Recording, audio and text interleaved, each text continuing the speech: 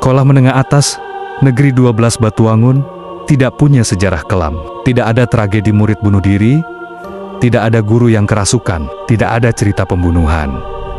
Namun, satu hal ganjil selalu muncul dalam setiap angkatan. Sesuatu yang tidak tercatat dalam rapor, tidak masuk di buku tahunan, tapi selalu berbisik dari mulut ke mulut. Kalau kau melihat kantin itu buka saat gerhana, jangan makan apapun, jangan sentuh apapun. Hal ini dikatakan secara bercanda. Jadi ketika Amar, murid kelas 12, MIPA 1, mendengar gurauan itu saat mereka menyiapkan observasi astronomi untuk gerhana matahari sebagian minggu depan, dia cuma tertawa. Cuma urban legend. Katanya, makanan di sana bisa bikin lo nggak lapar 3 hari. Atau selamanya. Tergantung apa yang lo pesen. Tapi yang tidak dia tahu, daftar menu yang disebutkan teman-temannya bukan bercanda. Itu memang ada, dan tidak tertulis di buku apapun, kecuali di selembar kertas yang hanya muncul saat gerhana mulai menutupi matahari. Hari itu tiba. Langit berangsur kelabu. Para siswa mulai keluar membawa kotak kacamata observasi dari kardus, dan guru-guru sibuk menyuruh mereka menjaga jarak pandang. Tapi Amar justru melangkah ke arah belakang sekolah, ke koridor lama tempat kantin tua yang selalu terkunci rapat. Kantin itu bukan seperti kantin biasanya. Tidak ada jendela besar, tidak ada suara tawar-menawar. Hanya bangunan kecil dengan pintu besi tua yang dicat ulang puluhan kali, terkunci dan dibiarkan begitu saja. Namun saat bayangan bulan mulai menyentuh pinggir matahari, Amar melihat sesuatu yang tak mungkin. Lampu kantin menyala dari dalam, dan pintunya terbuka sedikit. Dengan rasa ingin tahu yang terlalu besar untuk dicegah, Amar mendekat. Udara di sekitarnya mulai terasa aneh. Bukan dingin, bukan panas, tapi seperti merambat ke kulit, seperti kabut tipis menyusup ke pori-pori. Pintu kantin terbuka penuh saat dia menyentuhnya. Di dalam tidak ada penjual, tidak ada suara, tapi semuanya tampak baru. Bangku-bangku plastik disusun rapi, meja-meja kayu mengilap seperti baru dipernis. Ada asap tipis dari dapur, dan di atas meja kasir, selembar kertas tipis kekuningan tergulung dengan ikat benang merah. Amar membukanya. Daftar menu khusus gerhana, roti kukus isi hening, sup 3 bayangan, es serut tanpa warna, nasi lupa jalan pulang, teh tersesat. Di bawahnya tertulis kecil, hampir seperti bisikan. Silakan pilih satu, tapi hanya satu. Lebih dari itu, tidak ada jalan keluar. Amar belum sempat tertawa ketika salah satu kursi di ujung ruangan bergerak sendiri. Berderit pelan, seperti ada yang baru saja duduk. Lalu, di balik dapur, muncul seorang wanita dengan seragam putih lusuh. Bukan seragam kantin, tapi seragam SMA yang sangat tua modelnya. Wajahnya bersih, tapi matanya hitam tanpa bola mata. Tangannya membawa nampan kosong. Dia menatap Amar, lalu berbicara tanpa membuka mulut. Sudah waktunya makan siang. Pilih yang mana, Amar? Amar terdiam. Tubuhnya tidak bisa bergerak, karena di belakang wanita itu, pintu kantin mulai menutup sendiri. Dan di luar sana, gerhana mulai total. Pintu kantin menutup sendiri dengan suara klik lembut, tapi tegas. Amar tersentak. Ia mencoba berbalik, namun kakinya seolah membeku di lantai dingin, yang entah sejak kapan, terasa seperti ubin kamar mayat. Wanita berseragam SMA yang lusuh itu masih berdiri diam di depannya, memegang nampan kosong, menatapnya dengan mata hitam legam tanpa cahaya, tanpa sorot hidup. Pilih yang mana, Amar? Suara itu menggema langsung di dalam kepalanya, tanpa lewat telinga. Amar menelan ludah. Pandangannya turun ke kertas menu di tangannya. Daftarnya masih sama. Roti kukus isi hening, sup 3 bayangan, es serut tanpa warna, nasi lupa jalan pulang, teh tersesat. Entah mengapa, matanya terus tertarik ke satu nama. Nasi lupa jalan pulang. Logika berteriak untuk lari, tapi rasa penasaran itu seperti racun yang manis. Tangannya bergerak sendiri menunjuk ke menu keempat. Yang nasi lupa jalan pulang. Wanita itu mengangguk. Nampannya tiba-tiba penuh dengan sepiring nasi putih dengan taburan abon hitam pekat. Asapnya naik ke udara. Namun aroma yang tercium bukanlah wangi makanan, melainkan bau tanah basah dan sesuatu yang jauh lebih tua dari itu. Seperti bau peti mati terbuka setelah lama dikubur. Wanita itu meletakkan piring di atas meja. Amar duduk, tanpa sadar telah berpindah dari tempatnya berdiri. Seolah-olah lantai telah memindahkannya. Sendok sudah ada di tangannya. Tubuhnya gemetar, tapi dorongan aneh dalam dirinya lebih kuat. Ia menyendok nasi itu. Satu suapan. Di luar kantin, langit mendadak bergemuruh, langit menjadi gelap total. Saat nasi itu turun ke kerongkongan Amar, pemandangan di sekelilingnya berubah. Kantin itu bukan lagi kantin. Dindingnya berubah menjadi dinding bambu rapuh, penuh lumut. Meja di depannya jadi batu nisan. Bangku yang didudukinya berubah menjadi papan kayu panjang seperti di ruang jenazah. Amar berdiri, menjatuhkan sendok. Nafasnya tercekat. Apa yang terjadi? Di mana aku? Tak ada jawaban. Wanita itu sudah menghilang. Tapi dari balik kegelapan, terdengar suara langkah kaki lirih. Ragu-ragu, seperti seseorang yang tersesat dan mencoba mencari jalan keluar. Lalu muncul seorang pria mengenakan seragam sekolah zaman dulu, lusuh, sobek-sobek, dan wajahnya samar, seperti disensor oleh kabut tebal. "Lo juga pesen nasi lupa jalan pulang ya," katanya, lirih. Amar mengangguk bingung. "Selamat datang, kita semua di sini lupa jalan pulang." Amar mundur pelan. Dinding bambu mulai tertutup rapat, mengecil seperti terowongan. Tak ada jendela, tak ada pintu, hanya lorong sempit yang menelan cahaya. Sementara itu, di dunia luar, para murid masih sibuk mengamati gerhana. Tak ada yang sadar Amar tidak ada, kecuali satu orang. Gina, sahabat Amar sejak SMP, merasakan firasat tak enak. Ia melihat ke arah kantin tua yang seharusnya terkunci, dan melihat sedikit asap keluar dari sela pintu. Amar tidak keluar saat gerhana berakhir, dan di antara kerumunan murid yang kembali masuk kelas, hanya satu bangku yang kosong. Lorong bambu di sekitar Amar semakin menyempit, udara jadi tipis, seolah setiap helaan napas harus berebut dengan bayangan yang bergerak di sela-sela dinding. Pria berseragam lusuh tadi masih menatapnya. Matanya kosong, seperti sudah lupa rasanya hidup. "Berapa lama kau di sini?" tanya Amar, pelan. "Aku tidak tahu. Di sini, waktu tidak berjalan, hanya lapar yang tetap tinggal," jawab pria itu lirih. "Namaku Aldi. Angkatan 2006, Amar terdiam. Aldi adalah nama siswa yang dikabarkan pindah sekolah mendadak di tahun ke-2006, tapi tidak pernah tercatat surat pindahnya. Guru-guru hanya bilang, dia hilang tanpa jejak. Semuanya mengira dia kabur dari rumah. Kau tidak satu-satunya yang makan nasi itu," lanjut Aldi. "Kami semua pernah duduk di kursi yang sama. Dan sekarang, kami tersesat di ruang makan ini." Amar menyusuri lorong itu bersama Aldi. Setiap langkah terasa seperti melewati bayangan orang yang dulu pernah ada. Lorong itu seperti terus memutar arah, kadang ke kiri, kadang ke kanan, kadang menurun tajam. Tidak ada pola, tidak ada ujung. Di dinding lorong muncul coretan-coretan kuno. "Saya ingin pulang. Jangan pilih menu kedua. Gerhana hanya pintu masuk. Kantin ini tidak butuh pelanggan, tapi butuh korban." Mereka sampai di sebuah ruang terbuka yang luas, seperti aula besar. Di tengahnya ada sebuah meja panjang dengan puluhan piring kosong, bangku-bangku berdebu, dan puluhan siswa dengan wajah kosong duduk diam, menghadap piring masing-masing. Mereka semua murid SMA Negeri 12 dari angkatan yang berbeda-beda. Mereka tidak saling bicara, tidak makan, hanya duduk, menunggu. Amar menatap Aldi, ketakutan.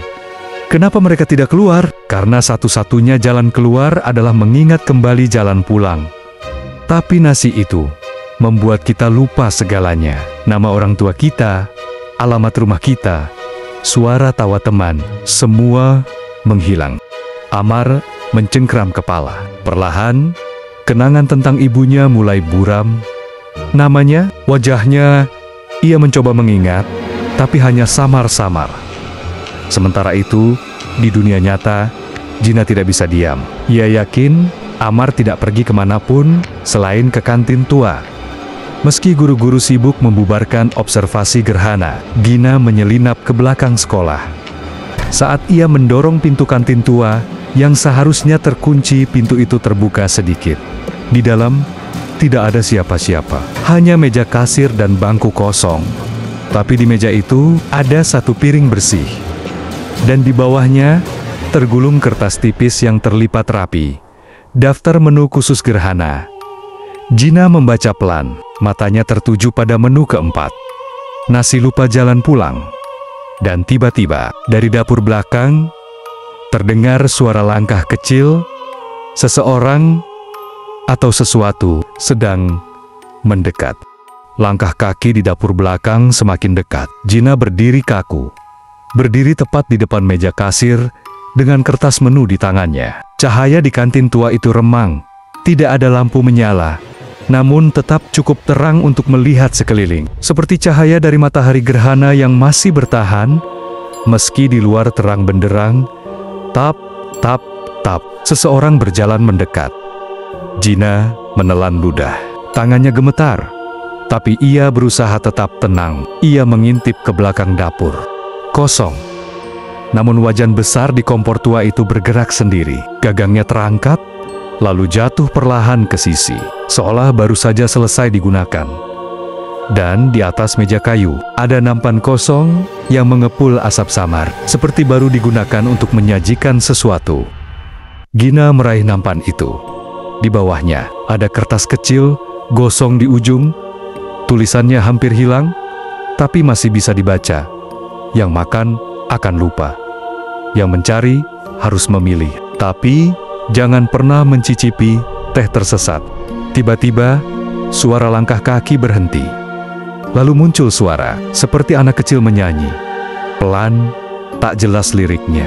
Tapi nadanya mencurigakan familiar, seperti lagu TK yang diputar mundur.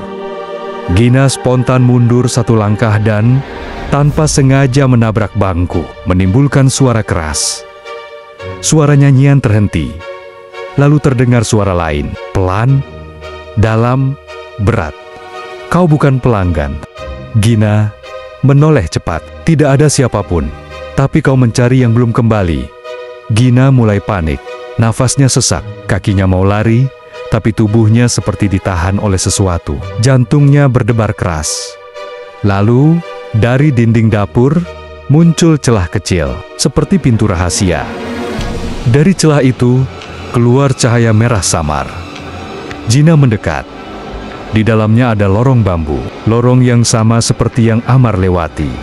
Sementara itu, di dunia lorong sesat, Amar sudah mulai kehilangan banyak memorinya. Ia duduk di meja panjang bersama puluhan siswa lain. Semuanya tampak kosong, seperti boneka rusak yang lupa cara bicara. Aldi berbisik, "Jika kau duduk di sini terlalu lama, kau akan menjadi bagian dari meja ini, seperti mereka." Tiba-tiba, salah satu siswa di ujung meja mengerang, tubuhnya kejang, lalu membeku menjadi kursi. Tulangnya berubah bentuk, kulitnya jadi kayu, mulutnya membuka lebar, tapi membatu. Amar menjerit dan berdiri. Aldi menariknya pergi. Masih ada cara keluar, tapi sangat kecil dan berbahaya. "Apa itu?" tanya Amar. "Kau harus menelan satu menu lagi yang terakhir." Amar menggeleng cepat. "Tidak, nasi saja sudah buatku tersesat begini." Aldi menatapnya dalam-dalam.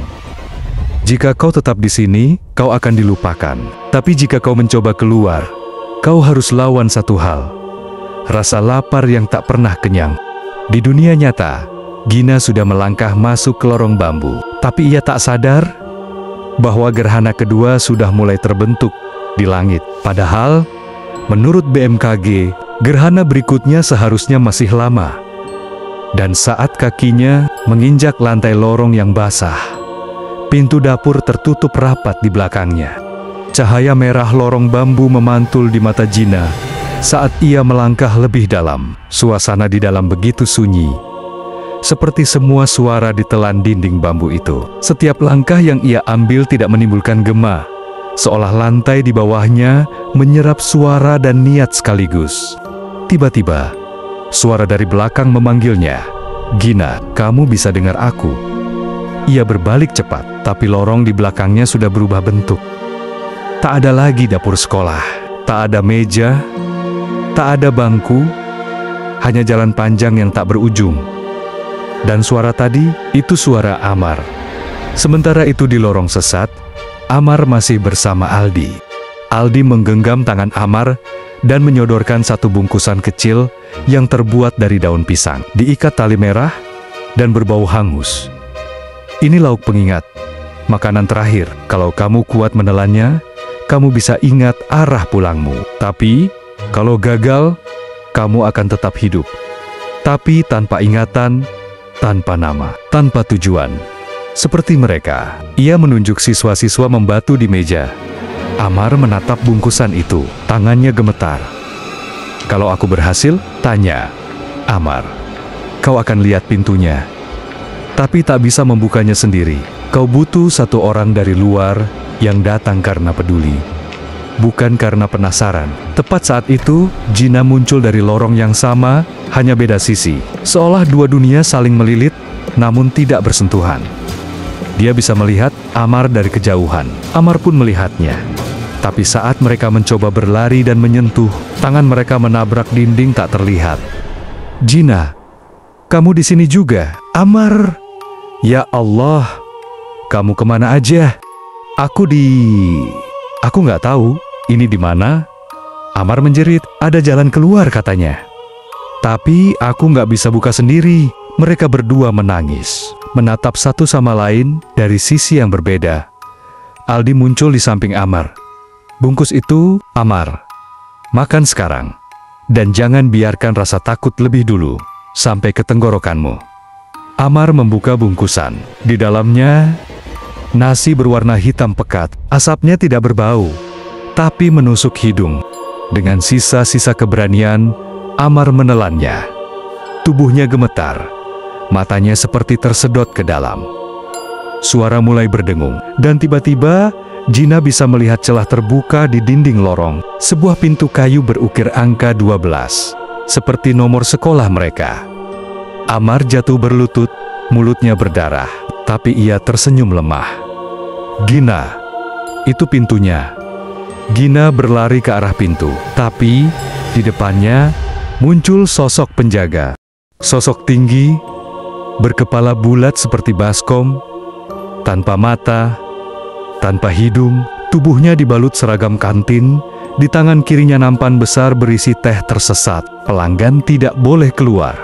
Gina berdiri kaku. Sosok penjaga itu menghalangi pintu kayu berukir angka ke-12. Wajahnya tak memiliki mata, hidung, atau telinga, hanya mulut besar dengan gigi-gigi kuning menonjol keluar, seperti terbuat dari sendok lagam yang dipatokan. Nampan di tangan kirinya berisi cangkir kecil dari keramik tua. Salah satunya mengepulkan uap merah teh tersesat. Sosok itu membuka mulutnya. "Kamu sudah melihat pintu, maka kamu harus memilih. Minum atau menghilang." Gina menggeleng pelan. Tubuhnya gemetar. Tapi suara dari sisi lain lorong terdengar Amar berteriak pelan sambil memegangi dada. Wajahnya pucat, nafasnya berat. Gina melangkah maju. "Aku tidak mau minum, aku hanya mau bawa Amar pulang." Penjaga itu tertawa rendah. Lantai lorong bergetar. Cangkir-cangkir di nampan melompat. Namun tak satu pun tumpah. Tidak ada yang pulang tanpa minum. Rasa sesat harus dicicipi agar arah bisa dipahami. Gina mencoba berlari ke arah pintu, tapi lorong seperti memanjang tanpa ujung. Sosok penjaga tetap di tempat, tak bergerak, tapi selalu di depan. Dari belakangnya terdengar suara lain. Bukan Amar, bukan Aldi, tapi suara-suara siswa lain. Ratusan. "Kembalikan rasa kami. Kami ingin keluar. Kami haus." Seketika cangkir-cangkir mulai melayang. Salah satunya mendarat di tangan Gina. Cangkir itu panas, bergetar seperti jantung. Cairan di dalamnya merah gelap, lebih pekat dari darah, dan tampak seperti berdenyut pelan. Amar semakin lemah, tubuhnya hampir menyatu dengan dinding lorong. Aldi sudah tak terlihat. Gina tahu, ia tak punya banyak pilihan. Ia menutup mata dan meneguk isi cangkir itu. Rasanya dingin, lalu panas, lalu seperti semua rasa bercampur jadi satu. Mulutnya terasa seperti dipenuhi abu dan madu sekaligus. Tubuhnya terseret oleh sesuatu yang tak terlihat. Tiba-tiba, pintu kayu terbuka. Amar menjerit. Tubuhnya ditarik oleh bayangan-bayangan siswa lain. Tapi sebelum benar-benar lenyap, tangan Gina berhasil menarik lengan Amar. Lorong meledak dalam cahaya merah. Dan mereka berdua jatuh di lantai dapur kantin. Nafas terengah, peluh bercucuran. Tapi, kantin itu sudah berubah. Semua meja tertata rapi, dengan lilin-lilin kecil di atasnya. Di setiap sudut, tergantung foto siswi-siswa yang tak dikenali. Dan dari jendela, tampak langit masih gelap. Gerhana belum berakhir. Lalu terdengar suara perempuan tua dari balik tirai dapur. Kalian belum bayar. Gina dan Amar saling menatap. Tubuh mereka masih gemetar. Wajah penuh keringat dan debu. Nafas mereka belum stabil. Tapi suara perempuan tua itu kembali terdengar. Lebih dekat, kalian belum bayar. Dari balik tirai, muncullah sosok perempuan tua mengenakan seragam kantin yang sudah usang. Wajahnya keriput, matanya hanya satu. Yang lain tertutup kulit tumbuh berlapis, seperti kelopak yang gagal mekar. Di tangannya tergenggam lembaran lusuh seperti nota.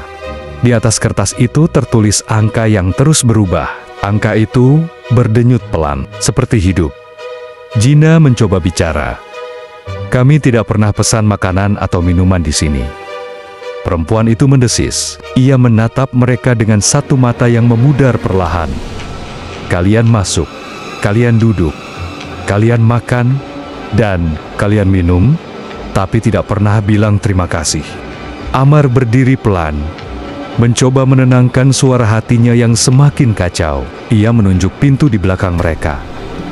Kami hanya ingin keluar. Perempuan tua itu berjalan perlahan, menyeret kakinya yang tak memakai sepatu. Setiap langkahnya meninggalkan noda gelap di lantai. Keluar tanpa bayar adalah bentuk paling buruk dari lupa. Ia lalu mengangkat tangannya tinggi. Semua foto siswa yang tergantung di dinding mulai bergerak. Mereka berkedip. Ada yang tersenyum, ada yang menangis, ada yang menjerit tanpa suara. Semuanya memperhatikan Gina dan Amar. Gina menarik tangan Amar dan mencoba berlari ke pintu. Tapi pintu itu kini hilang, digantikan oleh dinding yang penuh coretan. Di antara coretan itu, tertulis nama mereka berdua dengan tinta merah. Gina panjang. Amar N tercatat, belum lunas. Tiba-tiba meja-meja mulai bergeser sendiri. Bangku-bangku meloncat pelan membentuk barisan. Di tengah ruang, terbentang meja makan panjang. Di atasnya, 2 piring putih kosong, 2 sendok logam tergeletak. Perempuan tua itu bicara lagi. Hanya ada satu cara bayar. Kembalikan rasa yang sudah diambil. Gina berbisik pelan. Apa maksudnya? Perempuan itu menunjuk ke arah pintu kulkas besar di pojok ruang. Kulkas itu menyala samar, padahal tak tersambung listrik. Dari dalam terdengar suara dentingan. Gina dan Amar berjalan mendekat, membuka kulkas itu pelan. Di dalamnya tidak ada makanan, tidak ada minuman. Hanya lemari, es yang dingin dan kosong. Namun di bagian belakang lemari, menempel sesuatu. Sebuah cermin kecil, bercahaya. Tertulis satu kalimat dengan kabut. Lepaskan rasa yang bukan milikmu. Amar meraih cermin itu. Dan tiba-tiba, tubuhnya terhempas ke belakang. Matanya berubah. Dan dari mulutnya, keluar bisikan, "Aku tahu siapa yang punya rasa ini." Dia masih ada di dalam lorong itu. Gina menahan tubuh Amar yang gemetar. Mulut Amar masih berbisik tanpa henti. Seolah ada yang bicara melalui dirinya. Dia masih di lorong. Dia yang pertama minum teh. Dia yang belum kembali. Cermin kecil di tangan Amar mulai retak. Cahaya yang tadinya samar kini menyilaukan. menyebar ke seluruh dinding kantin. Foto-foto siswa yang tergantung bergoyang. Beberapa jatuh ke lantai, pecah tanpa suara. Gina mengambil cermin itu perlahan. Di balik permukaannya, ia melihat bayangan seorang gadis berdiri sendirian di lorong. Wajahnya pucat, seragamnya compang-camping. Tangannya membawa cangkir teh yang sudah kering. Gina mengenali wajah itu. Itu bukan siswa angkatannya, bukan juga dari generasi sebelumnya, tapi entah bagaimana, wajah itu terasa familiar. Perempuan tua penjaga kantin kini berdiri di belakang mereka. Suaranya pelan, namun menusuk. Dia yang pertama membuka kantin. Dia yang mencicipi rasa yang bukan miliknya. Dan dia belum pernah berkata cukup. Amar menunjuk bayangan dalam cermin. Jika kami kembalikan rasa itu, apa kami bisa keluar? Penjaga itu mengangguk pelan. Asal kalian tahu caranya. Gina menatap cermin. Sekali lagi, ia melihat gadis itu mendekat. Dari balik kaca, dari dunia lain. Cahaya mulai memudar. Cermin itu semakin berat di tangannya. Lalu terdengar suara. Pelan, patah-patah. Tapi jelas. Tolong katakan padaku. Kalau aku sudah cukup. Air mata Gina mengalir. Ia menggenggam cermin erat dan membisikkan kata itu. Sudah cukup. Rasamu bukan milik kami. Kami kembalikan. Cermin itu pecah seketika. Kilatan cahaya menyilaukan memenuhi ruangan. Amar berteriak. Penjaga kantin menghilang bersama asap hitam yang naik ke langit-langit. Semua benda di kantin jatuh. Meja runtuh. Foto-foto terbakar perlahan dan gerhana mulai berlalu. Gina membuka mata. Ia terbaring di lantai aula sekolah. Amar duduk tak jauh darinya, memegangi kepala. Suara bel terdengar dari kejauhan. Murid-murid berlarian seperti biasa. Matahari kembali bersinar. Kantin tampak seperti biasa. Tertutup, terkunci, tertulis besar di pintunya. Hanya buka saat gerhana. Gina berdiri, menggenggam saku roknya. Ada sesuatu di dalam. Sebuah cermin kecil, kini kosong. Tak memantulkan apapun. Ia menoleh ke Amar. Kita belum cerita ke siapa-siapa kan? Amar menggeleng. Dan jangan pernah. Mereka berjalan menjauh. Meninggalkan pintu. Kantin yang retak. Dan gerhana yang akan datang lagi. Suatu saat nanti. Cerita ini telah berakhir. Terima kasih telah mendengarkan sampai akhir.